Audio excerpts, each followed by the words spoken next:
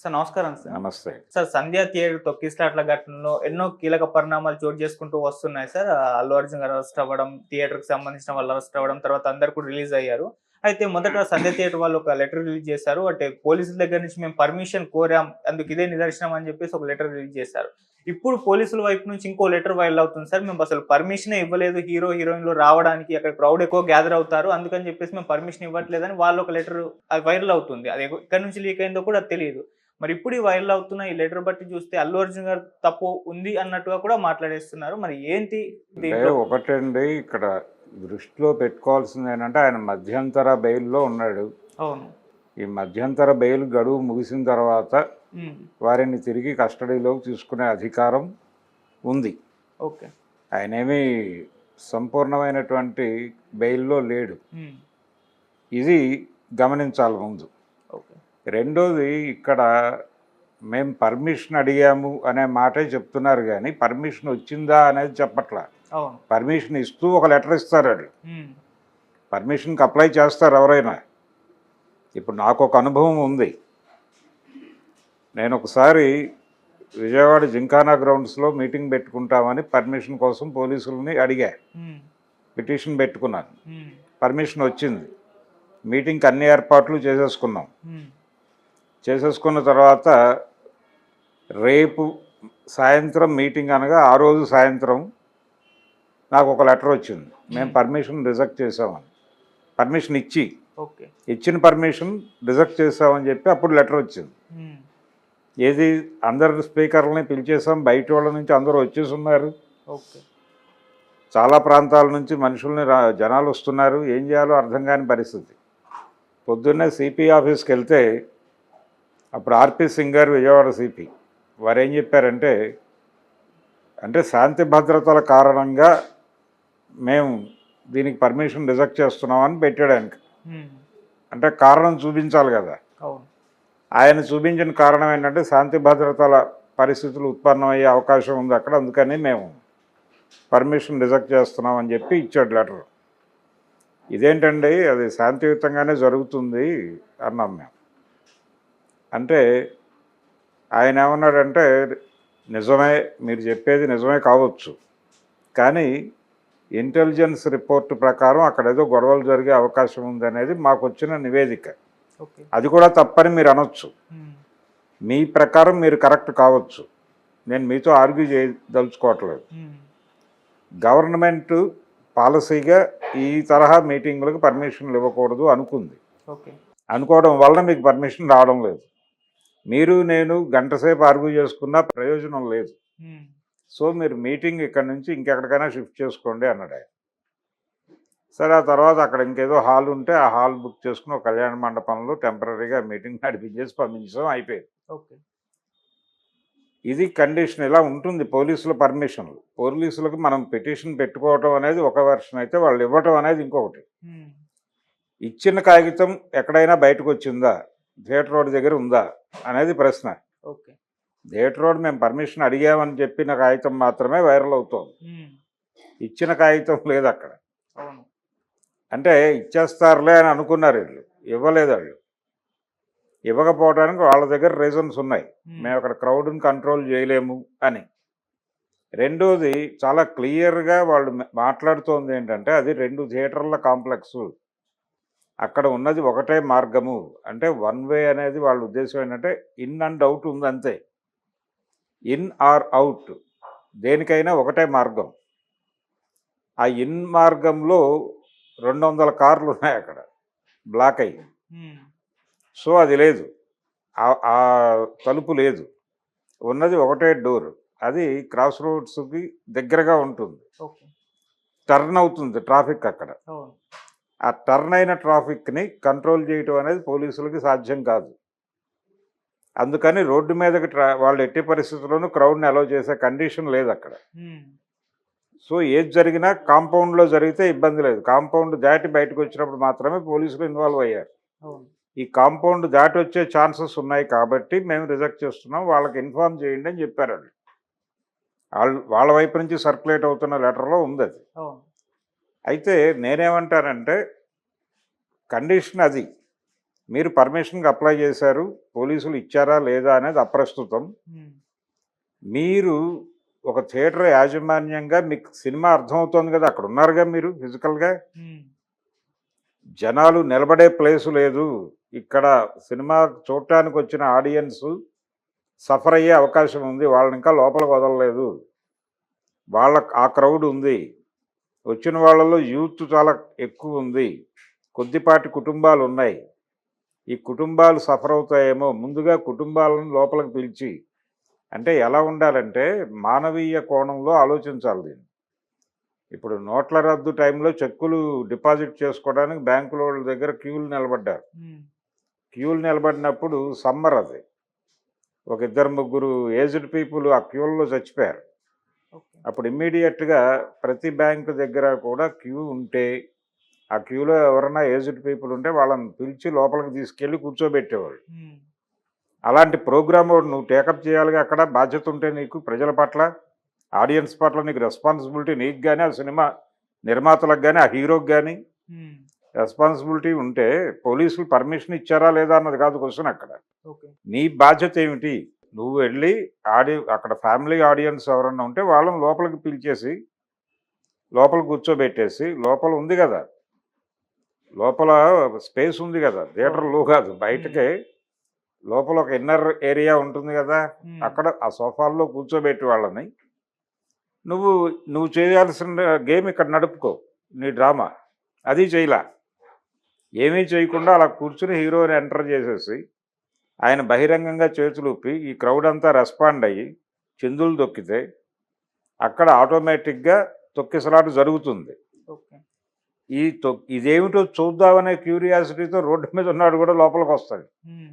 ఒకటి unwanted crowd వచ్చింది అక్కడికి, ఆయన అభిమానులు వచ్చారు, అభిమానుల్ని అక్కడికి మొబలైజ్ చేశారు. మొబలైజ్ చేయటానికి ముందు వాళ్ళు అనుకోవాలి కదా, ఊహించాలి కదా అక్కడ ప్లేస్ ఏమిటి అని. ప్లేస్ ఏమిటి, ఓకే, యూత్ వరకు గొడవ చేయొచ్చు, రైట్, బాగానే ఉంది. మీరు ఫ్యామిలీ ఆడియన్స్ వచ్చిన వాళ్ళని ఐడెంటిఫై చేసి ముందు వాళ్ళని ఆ పరిస్థితి నుంచి పక్కకి తప్పించి, అమ్మ ఇక్కడ వేరే ప్రోగ్రామ్ జరుగుతుంది, మీకు ఇబ్బంది ఉంటుంది, మీరు లోపల కూర్చోండి అని లోపలికి పంపించి, ఆ తర్వాత మీరు బయట గేమ్ నడుపుకోవచ్చు, ఇబ్బంది లేదు, ఇబ్బంది అయ్యేది కాదు. సో పోలీసుల రెస్పాన్సిబిలిటీ అని మాట్లాడే నైతిక హక్కు లేదు వీళ్ళకి.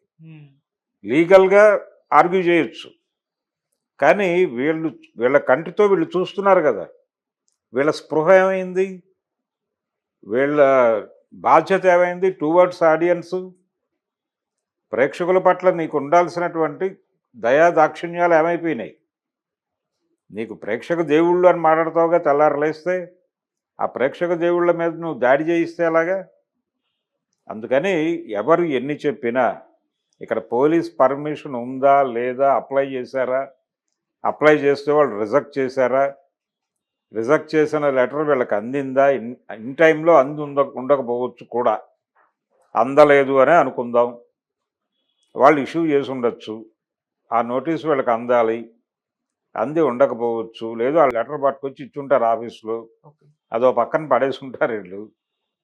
ఏదైనా జరగడానికి స్కోప్ ఉంది, అంటే మనం బాధ్యతగా ఉంటే అది జరగదు. అంటే ఇలాంటివి జరుగుతూ ఉంటే ఇది పెద్ద ఇష్యూ అనుకోలేదు, ఇష్యూ అవుతుందని అనుకోలేదు. అది అనుకోవాలి, ఇంత పెద్ద క్రౌడ్ వస్తుందంటే ఇష్యూ జరిగే అవకాశం ఉంది, అన్ని రకాల జాగ్రత్తలు తీసుకోవాలి. ఈ రోజుకి మనం జలియన్ వాలాబాగ్ గురించి ఎందుకు మాట్లాడుకుంటున్నాం, జనరల్ డయర్ అనేవాడి గురించి ఎందుకు మాట్లాడుకుంటున్నాం, ఏమిటి ప్రాసంగికత? ఆ రోజున వాడు తలుపులు వేసేసి లోపలికి సైన్యాన్ని పంపించి జనాలను సాగుకొట్టాడనే కదా మాట్లాడుకుంటోంది ఈ రోజుకి. మీరు చేసింది అదేగా. మీరు పర్మిషన్ అడిగారా లేదా, ఇచ్చారా లేదా అన్నది కాదు. సో ఓకే, పోలీసులు తప్పు చేశారనే అనుకుందాం, పోనీ మీ స్పృహ ఏమైంది. అవతల వాడిని విమర్శించేటప్పుడు, వేలు చూపించేటప్పుడు 3 వేళ్ళు మీ వైపు తిప్పుంటాయి. అందుకని నేనేమంటానంటే ఇవన్నీ కాదు, ఓపెన్గా వాళ్ళు తప్పు చేశారు, ఆ తప్పుని అంగీకరించడానికి వాళ్ళు ఇప్పటికీ తన్నులాడుతున్నారు, కొట్టుకులాడుతున్నారు. ఇది తప్పు, దీన్ని ఖండిస్తున్నాను నేను పర్సనల్గా ఖండిస్తున్నాను దీన్ని. ఏ రోజున అల్లు అర్జున్ తన ఏ ప్రసంగంలో కూడా మా తప్పు కూడా ఉండొచ్చు అనే మాట అంటలా. అంటే ఆయన ఏదో శిక్ష పడిపోతుంది, జీవిత శిక్ష వేసి అండమాన్ జైలుకి పంపించేస్తారన్న బిల్డప్ ఇస్తూ ఉండుండొచ్చు. కానీ అది కాదు వాస్తవం. అంటే దీనిలో చాలామంది ఇన్వాల్వ్ అయి ఉన్నారు. రేవంత్ రెడ్డి చాలా స్పష్టంగా చెప్పాడు, ఈయన A11గా ఉన్నాడు, ఈయనే నేరం చేశాడని మేము అంటం లేదు, ఈయనతో పాటు ఇంకా 11 మంది ఉన్నారు పైన, వాళ్ళల్లో ఎవరైనా చేసి ఉండొచ్చు కదా అని అన్నాడు చాలా డెమోక్రటిక్గానే. దాన్ని విమర్శించక్కర్లేదు. ఓకే. దాని మీద కూడా కాన్సన్ట్రేట్ చేసి దాడులు చేస్తున్నారు, కానీ అది కరెక్ట్ కాదు. వీళ్ళకి విషయం అర్థమవుతున్నట్టే ఉంది, అర్థం కానట్టుగా వ్యవహరిస్తున్నారు. అందుకని ఒకటి వాళ్ళు అడ్మిట్ చేయాలి, ముందు అడ్మిట్ చేయాలి, ఖచ్చితంగా వాళ్ళు సమాధానం చెప్పాలి దానికి. థియేటర్ యాజమాన్యము చెప్పాలి, సినిమా నిర్మాతలు చెప్పాలి, హీరో గారు చెప్పాలి. ఓకే. వీళ్ళందరూ కళ్ళు తెరుచుకునే ఉన్నారు కదా, కళ్ళు మూసుకుపోయి లేరు కదా అక్కడ. థియేటర్ వాడికి స్పష్టంగా తెలుసు. చాలా సందర్భాల్లో ఏం చేస్తారంటే క్రౌడ్ని లోపలికి అలౌ చేయడానికి గేట్లు వేసేస్తారు, గేట్ల దగ్గర జనాలు కొట్టుకుంటూ ఉంటారు. ఇప్పుడు ఆ పరిస్థితి లేదు. గతంలో బుకింగులలో టికెట్లు తీసుకునే సందర్భంలో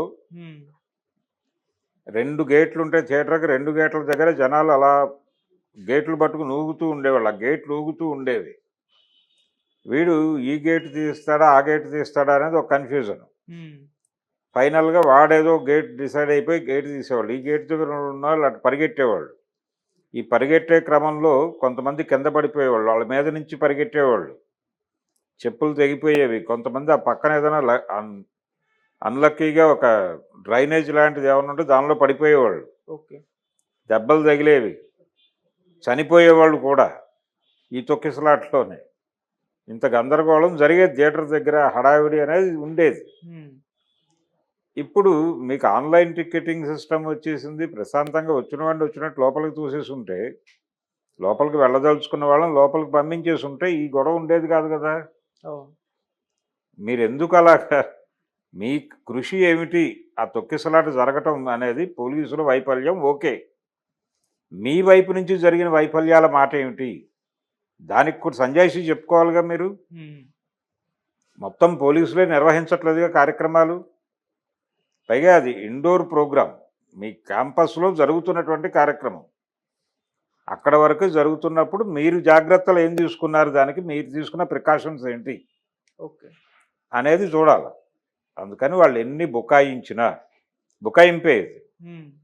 ఒకటి అల్లు అర్జున్ గుర్తుపెట్టుకోవాల్సింది ఏంటంటే, ఇప్పటికే ఆయన మధ్యంతర బెయిల్లో ఉన్నాడు.